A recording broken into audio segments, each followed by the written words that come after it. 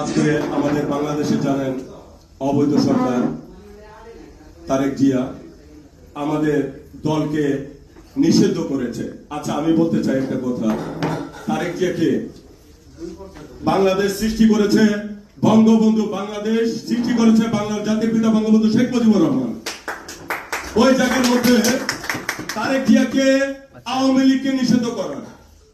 আওয়ামী লীগ বাংলাদেশকে জন্ম দিয়েছে, বাংলাদেশ আওয়ামী লীগকে জন্ম দেয় নাই, এটা মনে রাখতে হবে। আজকে যখন এই অবৈধ সরকার বাংলার মাটিতে ফিরল, এই সুদি ইউনূসের সাথে হাত মিলিয়ে আজকে বাংলাদেশটাকে অর্থক সৃষ্টি করে দিয়েছে। আপনাদের মনে রাখতে হবে, আজকে 20 বছর আগে এই হারকিন, যে হারকিন আম্মাজান ঘরে একা মানে ঘরে একা রেখে দেওয়ার একটা শো হিসাবে রেখে দিয়েছে, বাংলাদেশকে আলোকিত করে দিয়েছে।